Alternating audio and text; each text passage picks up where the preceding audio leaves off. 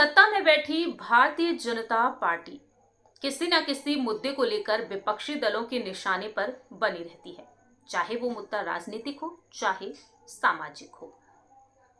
अब देखा जा रहा है कि केंद्र की मोदी सरकार घिर रही है वक्फ संशोधन बिल को लेकर। इस बिल को लेकर जमीयत उलेमा ए हिंद के अध्यक्ष मौलाना अरशद मदनी ने हाल ही में अपनी बात रखी। मोदी सरकार पर वह बरसते हुए नजर आए हैं, तो वहीं कांग्रेस की जमकर तारीफ करते हुए देखे गए हैं। नमस्कार, हमारे डिजिटल प्लेटफॉर्म में आपका स्वागत है। मैं हूं आपके साथ प्रांशु राठौर। दरअसल राजधानी दिल्ली के इंदिरा गांधी स्टेडियम में जमीयत उलेमा ए हिंद के द्वारा संविधान संरक्षण सम्मेलन आयोजित किया गया। जमीयत उलेमा ए हिंद के अध्यक्ष अरशद मदनी ने जिस तरह से भाषण दिया है, उनका भाषण तेजी से वायरल हो रहा है और उनके बयान के चलते अब सियासी हलचल तेज हो चुकी है। सबसे पहले आपको बताते हैं कि वह किस तरह से केंद्र की मोदी सरकार पर हमलावर हुए हैं, किस तरह से मुस्लिमों के साथ जो व्यवहार हो रहा है, या फिर यूं कहा जाए कि जिस तरह से मकान तोड़े जा रहे हैं, बुलडोजर एक्शन देखने को मिल रहा है, उसको लेकर वह अपनी नाराजगी को जमकर जाहिर किए हैं। अरशद मदनी का कहना साफ तौर पर रहा है कि जमीयत आज भी जो केस लड़ रही है, जो लोअर कोर्ट, हाई कोर्ट और सुप्रीम कोर्ट में है, मौलाना मदनी कहते हैं कि आज की तारीख में 850 से ज्यादा मुकदमा लड़ रहे हैं।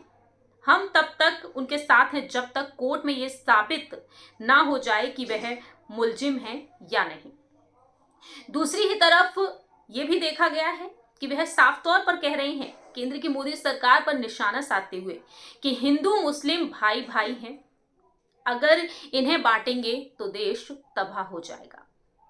मोदी सरकार पर वह कहते हैं कि वक्फ संशोधन विधेयक के जरिए सरकार की कोशिश वक्फ संपत्ति पर कब्जा करने और देश के लोगों को धर्म के आधार पर बांटने की है।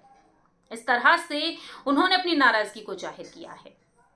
अरशद मदनी किस तरह से कांग्रेस पर टिप्पणी किए हैं, ये भी सुन लीजिए। हमारी हुकूमत बनेगी तो हम हर धर्म को उनके मजहब के मुताबिक चलने की आज़ादी देंगे।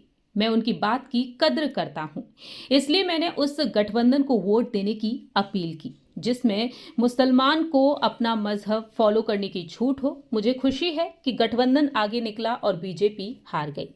कांग्रेस का असली मकसद कभी भी गुलामी की जंजीरों को तोड़ना नहीं था, बल्कि मुस्लिम उलेमाओं ने उससे आज़ादी की राह पर मोड़ दिया। आज़ादी के वक्त जमीयत ने मोतीलाल नेहरू, जवाहरलाल नेहरू और महात्मा गांधी से ये गारंटी ली थी कि जब देश आज़ाद होगा वह सेकुलर रहेगा।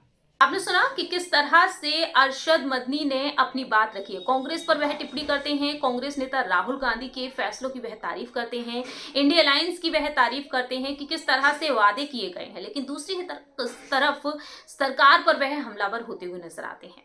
फिलहाल देखा जाए तो वक्फ संशोधन बिल को लेकर अभी विचार विमर्श चल रहा है, बैठक पर बैठकें हो रही हैं। अब जल्द से जल्द इस पर फैसला भी आएगा और ऐसे में देखा जाए तो अरशद मदनी ने साफ तौर पर अपनी नाराजगी को जाहिर कर दिया। अब देखना यह होगा कि आखिरकार मोदी सरकार इस पर आने वाले समय में क्या कुछ फैसला लेती है। फिलहाल हमारी इस रिपोर्ट में इतना ही। आपकी इस पर क्या कुछ राय प्रतिक्रिया है, कमेंट सेक्शन में आप बता सकते हैं। जुड़े रहिए हमारे साथ। खबर के हर चौराहे पर पोस्टमैन मिलेगा सत्य के संदेश के साथ। जय हिंद, जय भारत।